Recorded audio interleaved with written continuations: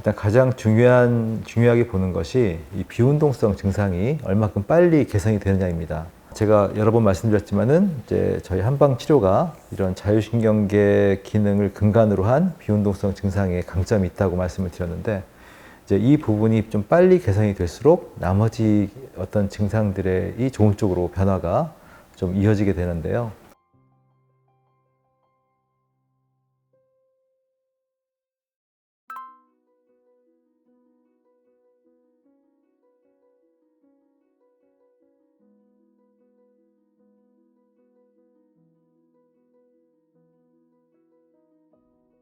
파킨슨병은 현대의학에서는 이제 뇌의 문제로 보고 있지 않습니까? 그래서 우리가 이제 퇴행성 뇌질환이라고 하는데요. 물론 이제 이 뇌에서 도파민의 그 분비 저하라는 그런 쪽이 이제 명확하기 때문에 뇌에 포커스를 맞출 수도 있습니다만, 이제 한의학에서는 이제 좀 인체를 보는 관점이 좀 다르거든요. 좀 더 이렇게 몸의 전신의학적이고 몸 전체가 서로 유기적으로 연결되어 있다고 보고, 또 심신의학적인 부분, 이게 몸과 마음이 서로 이렇게 영향을 많이 미친다고 보기 때문에 그런 관점으로 파킨슨병을 이제 저희가 바라보고 있는데요. 그런 관점에서 보다 보면은 일단 이제 뇌의 문제가 수면 위로서 나타난 거긴 하지만, 이 수면 밑에서는 많은 몸의 문제가 영향을 미쳐서 뇌에 그런 문제를 일으켰다고 보는 거죠. 그런데 이제 파킨슨병이 가진 증상의 특성을 봤을 때 주로 운동성에 대한 문제는 한의학에서는 좀 간 기운으로 봅니다.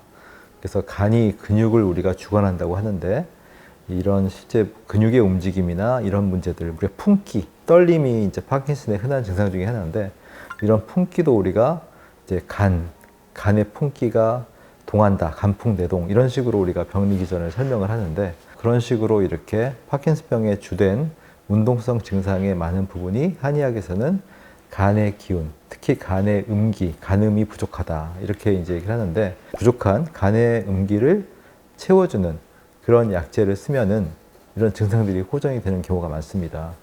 또 한 가지 몸의 관점에서 주요한 것은 이제 우리가 신기혈정이라는 그런 한의학적인 어떤 그 인체관이 있는데, 그 중에서도 정이라는 것은 이제 우리가 흔히 정기, 우리가 뭐 이렇게 정이 충만하다 이런 표현을 쓰거든요. 이게 약간 그 어떤 성기능적인 것과도 이제 관련이 있을 수가 있습니다만, 그것보다 조금 더 본질적으로 생명의 어떤 기본적인 원기를 만들어주는 데 있어서의 어떤 정기라는 게 있는데, 그런 정기가 약해지면 뇌 기능이 떨어진다고 봅니다. 이런 정기라는 게 보통 노화에 의해서 많이 떨어지거든요. 근데 그것뿐만 아니라 이렇게 몸을 굉장히 많이 과로를 하거나 성생활을 과하게 하거나 뭐 등등의 이유로 해서 이 정기가 많이 훼손되면 그로 인해서 뇌 기능이 떨어질 수가 있습니다. 그래서 정기를 채워주는 그런 치료 개념이 또 필요하고요. 예전에 비해서 이렇게 좀 더 젊은 나이에, 특히 50대, 40대, 심지어 30대에서도 파킨슨병이 좀 많이 늘고 있는데, 저는 제가 이렇게 상담을 통해서 보면은 실제 그분들은 굉장히 이렇게 좀 비슷한 성향들이 있어요. 그러니까 성격이 되게 꼼꼼하고 좀 예민하고, 화가 있어도 화를 좀 삭히고, 이런 분들이 사실은 전 연령대에 걸쳐서 파킨슨병 환자들에게 이렇게 좀 많이 공통된 그런 부분인데, 특히 젊은 층이 더 그래요. 젊은 층의 경우는 퇴행성이라고 보기도 어렵고, 노화에 의한 요소도 좀 주가 되기 어렵고 하기 때문에 좀 더 외적 요인이 있지 않느냐라고 할 때, 그 부분에서 정신적 요인이 좀 큰 것으로 저는 봅니다. 정신적인 요인에 의해서도, 도파민이라는 것은 내가 좀 느긋하고 기분 좋고 한마디로 신나고 되게 막 활력 있고 이럴 때 더 도파민이 활성화되는 건데, 뭔가 어떤 이유에 의해서 억압이 되고, 특히나 뇌를 많이 써서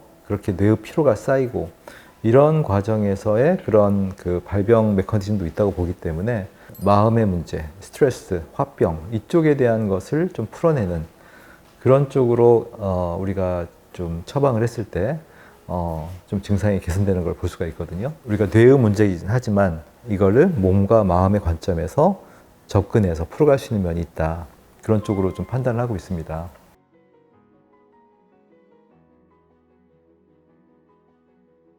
사람마다 몸의 문제의 요인이 큰 사람이 있고, 정신적인 요인이 큰 사람이 있고, 또 단순히 그냥 뇌가 좀 빨리 뇌 기능이 떨어지는 유형의 분도 있습니다. 이제 그에 따라서 거기에 맞는 그 처방이 구성이 되는 거고, 예를 들어서 뇌 기능이 많이 떨어지는 그런 유형이다 할 때는 뇌 기능을 또 활성화시키는 그런 어떤 그 천연 약재들이 있거든요.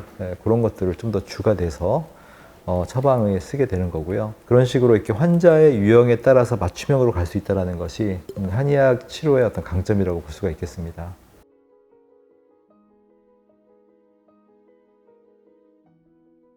아무래도 이제 전통적인 한의학적 치료라는 것은 한약이 제일 이제 주된 역할을 하고요. 그 외에 이제 침구, 크게 보면은 이제 이 두 가지인데, 아무래도 이렇게 파킨슨병처럼 오래된 병, 그러니까 뭔가 만성으로, 퇴행성으로 생기는 이런 것들은 이제 침으로는 좀 한계가 있는 것 같습니다. 뭐든지 이렇게 만성 질환은 시간적으로 이렇게 누적된 그런 문제들이 쌓여서 터진 거기 때문에 이런 오랫동안 몸에 쌓여진 문제를 좀 풀어내는 것은 어떤 한약의 역할이 상대적으로 중요하고, 그래서 한약을 메인으로 하고 그 다음에 침을 좀 쓰는데, 침 같은 경우는 이제 우리가 봉독이라고 해서 그 벌의 독을 이용해서 이렇게 약침으로 해서 주사하는 것이 좀 도움이 됩니다. 그래서 그 봉침의 경우에는 이제 치료 기전이 벌의 독이기 때문에 신경계에 직접적으로 작용을 하거든요. 그래서 그것이 적절한 어떤 용량, 적절한 농도로 해서 투입이 되면은 우리 신경계를 좀 더 자극하고 활성화를 시킵니다. 또 이게 그 이런 근육 쪽에 작용이 되면 또 그 부위의 어떤 경직을 좀 풀기도 하고요. 통증을 좀 줄이기도 합니다. 그래서 이러한 종합적인 어떤 효과 때문에 봉독에 의한 그 치료가 일정 부분 또 많이 논문으로 확인이 되었고요. 그래서 이렇게 한약과 이렇게 봉침을 중심으로 치료가 이루어진다고 보시면 되겠습니다.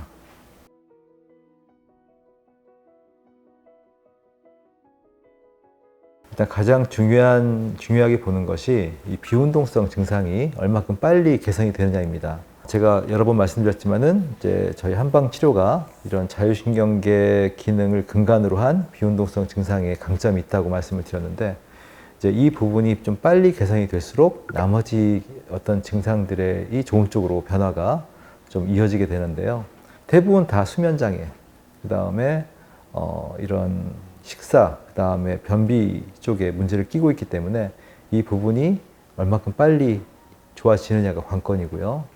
보통은 한 3개월 이내에 보통 이제 개선이 되는 경우가 많은데, 이제 그런 거에 따라서 앞으로 예후를 얼마큼 좋은 쪽으로 기대할 수 있냐를 우리가 판단할 수가 있습니다. 비운동성 증상이 얼만큼 그 환자한테 즉각적으로 몸의 어떤 컨디션에 영향을 미칠 수 있냐면은 실제로 환자분들께서 잠을 잘 잔 날이나 그 다음에 변을 잘 본 날 움직임이 좋아진다는 얘기를 하세요.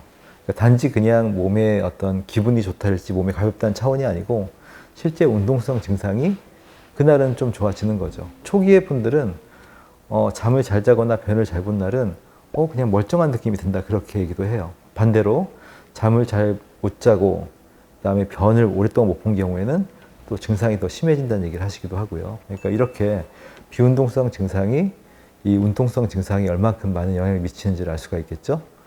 그렇기 때문에 장기적인 어떤 치료에 있어서도 이 비운동성의 개선이 굉장히 중요하다고 볼 수가 있습니다.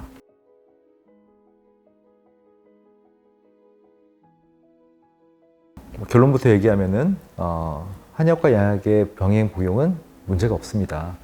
이미 저희 많은 환자분들이 그렇게 병행 복용을 하고 있는데, 우리가 뭐 우려할 만한 그런 식의 문제들은 저희가 거의 본 적이 없고요. 한약을 같이 복용했을 때 양약의 그 효과가 뭐 떨어지지 않을까? 이제 그런 걱정을 하시는 경우가 있는데, 그렇게 임상에서 확인은 잘 안 됐고요. 오히려 이렇게 그 도파민제, 레보도파에 영향을 줄 수 있는 그런 것들은 이제 우리 음식물에서 많습니다.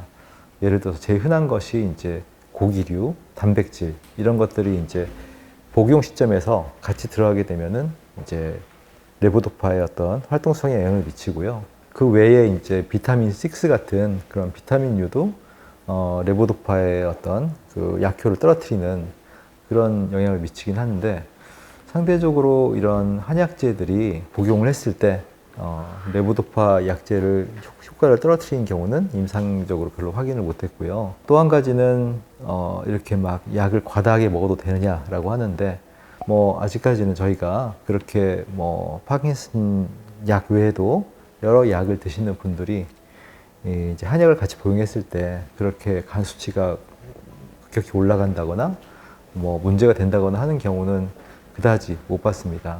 아주 간 쪽에 특별히 좀 간 경화나 뭐 여러 가지 문제가 좀 이미 있는 분들인 경우에는 좀 주의를 해야겠지만 그렇지 않은 경우에는 그렇게 같이 복용한다고 해서 이렇게 문제가 되는 경우는 거의 드물다고 봐야 되고요. 기본적으로 이제 양약과 한약을 같이 복용했을 때 어떤 시너지 효과가 있기 때문에 이제 그 부분을 오히려 더 중요하게 봐야 되는데 말씀드렸듯이 양약은 이제 운동성 증상의 개선, 한약은 비운동 증상의 개선 이쪽에 대한 강점이 서로 간에 다르기 때문에 두 약을 같이 복용했을 때의 그런 시너지 효과를 오히려 더 기대할 수가 있습니다.